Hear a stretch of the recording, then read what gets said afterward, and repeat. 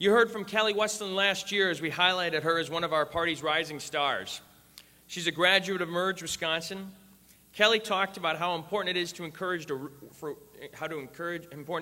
women to run for office, and now she is here, stepping up to the plate to send Sean Duffy packing in 150 days. Please welcome the next member of Congress from the 7th Congressional District, Kelly Westland.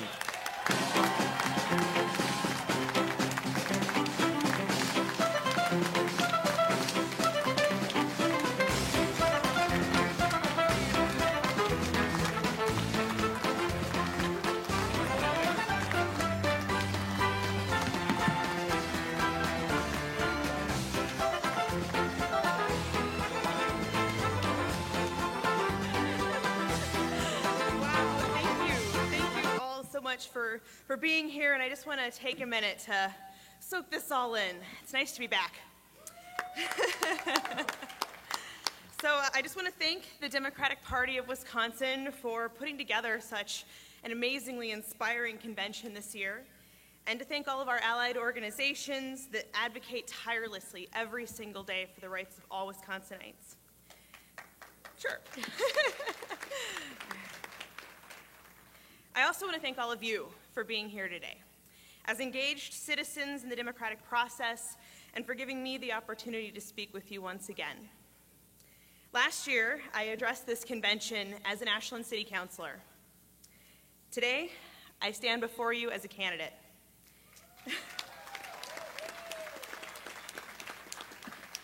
I'm Kelly Westland, and I'm running for Congress in Wisconsin's 7th Congressional District.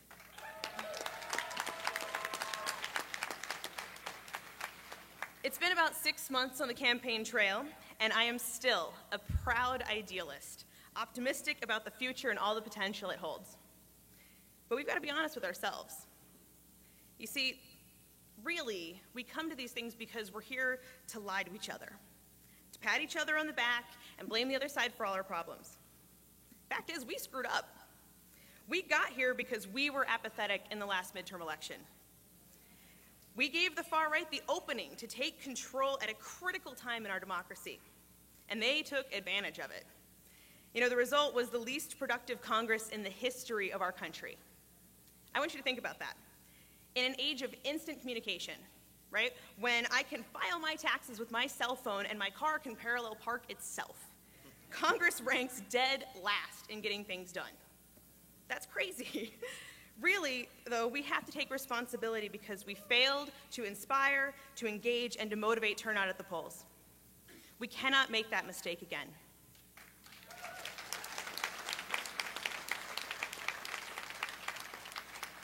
You know, we as progressives and Democrats love to rattle off the list of policies that we support, but we rarely really articulate why these are the things that matter most. We care about fairness and equality, and compassion, responsibility, freedom, and stewardship, because these are the shared values that transcend all of our differences. These are the values of citizenship that make us part of something bigger than ourselves. And these are the values that make us proud to be Americans and proud to be Democrats. Our greatest challenge ahead of us is overcoming the distance between the values we have and the reality that we live in. But I'm an optimist, remember? So fear not, Democrats, there is hope for us yet. This is something that we can fix, but we need to focus our energy and renew our idealism and our enthusiasm, now more than ever, to reject the status quo and demand a future of our choosing.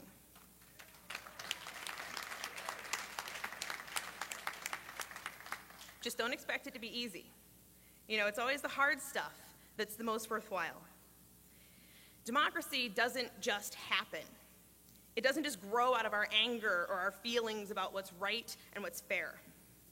It takes hard work. Democracy is a garden, and we have the responsibility of tending it. Now you might ask, Kelly, why on earth would a perfectly rational person like yourself decide to run for Congress?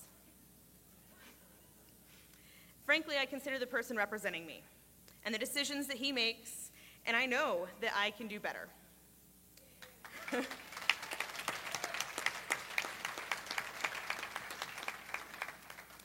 can do better for the people in my community, the people in my district, and the people of this country as a whole. To me, that means that I have the responsibility to step up and challenge him. You see, I grew up in a military family, and I was raised with a sense of duty and a dedication to service. I am not ashamed to claim my patriotism. But to me, patriotism is about putting community and country before self, and especially and often before party. You know, mostly patriotism is the work that we do as citizens to build a nation that is free, with an equality of opportunity that gives us all the chance to succeed. But we have to be willing to listen to one another, and sometimes we need a different perspective to really understand the problems that we face. Making an honest effort to understand one another is the only way that we can resolve conflicts together, fairly. And it just so happens, by the way, that I hold a degree in conflict resolution.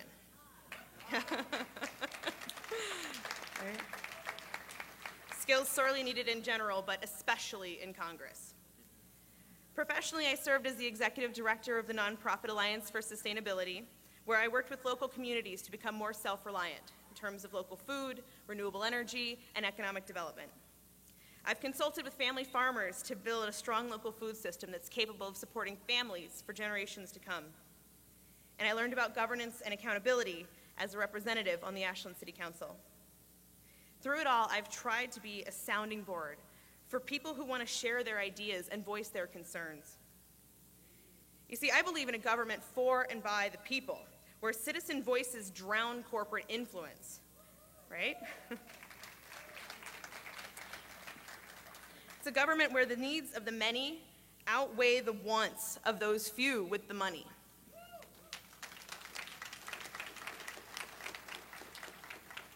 Sadly, that's not the world we live in. Instead, we have a representative Congress with a net worth 9 times more than the average working stiff. Is it any wonder that their focus is on tax cuts for the rich and budget cuts for the rest of us? And then there's Sean Duffy. A congressman who says that he struggles to make it on $174,000 a year, though that didn't stop him from opposing an increase in the minimum wage for working people. And if he's struggling to get by on that kind of salary, what does he think about his middle-class and low-income constituents? Apparently, he doesn't think of them at all. Why else would he support the Paul Ryan budget that cuts funding for programs that keep people out of poverty? What reason could he have for opposing unemployment insurance for the long-term unemployed when there just aren't enough jobs to go around? Duffy says those folks are dragging their feet to find a job. I suggest that we give Sean Duffy the chance to experience unemployment for himself.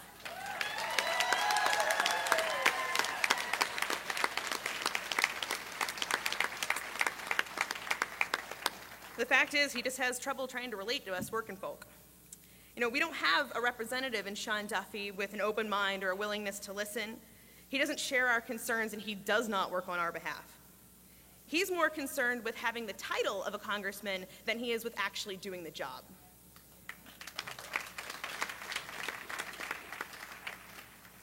We need someone who's not afraid to stand up to powerful interests on behalf of working people, and I'm going to Congress to do just that.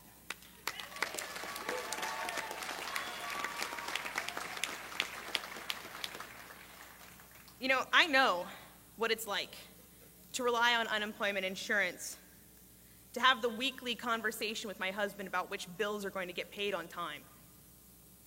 I've felt trapped by student loan debt and the pressure of balancing school and work and family all at the same time. We in this country have the means to make sure that anyone who works hard to build a solid future doesn't have to worry about how they're going to put food on the table or save for retirement.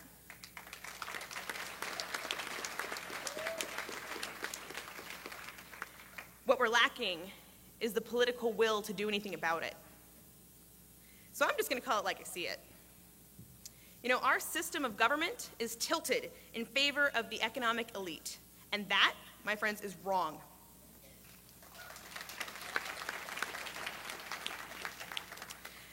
The fact is, we've been lied to. The proponents of trickle-down economics have been dishonest with us for 30 years. We've tried their experiment of lower taxes for the rich, and guess what we have to show for it? Consolidated wealth, unequal political power, and a subculture of billionaires who get to impose their greed on the masses. Our system of governance is designed to draw attention to the dangers of oligarchy and to give us the opportunity to stop it. I'll say it. Yes, we ought to raise taxes on millionaires and billionaires.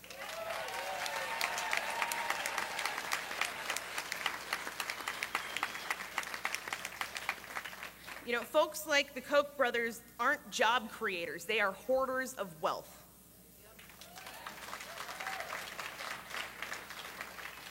And they ought to pay at least the same tax rate as the rest of us. And yes, we ought to use those revenues to invest in public education and in health care for all, in Social Security and modern infrastructure. We ought to pay for the things that level the playing field and expand the opportunity for success so that hard work and talent will matter more than a family's net worth or their ability to exploit tax loopholes.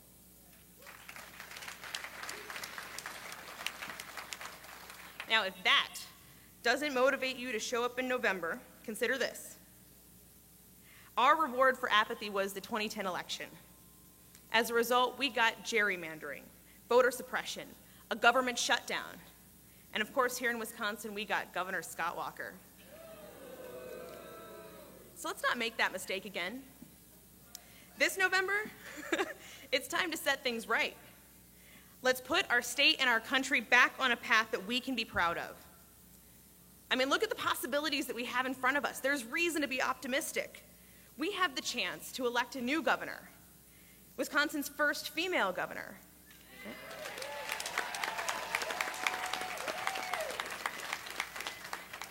Mary Burke can right the wrongs of the Walker administration. She can help us reclaim our progressive tradition and finally get Wisconsin working again. But that's not all. See, we also have this opportunity to flip the 7th Congressional District, a real opportunity from red to blue.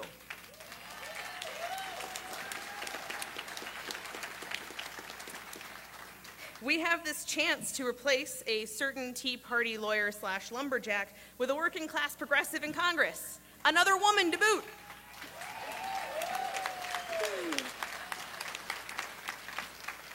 So you know what? I'm up to that challenge. The question is, are you with me? All right, good. Thank you so much for your support, and thanks for standing with me. Great job.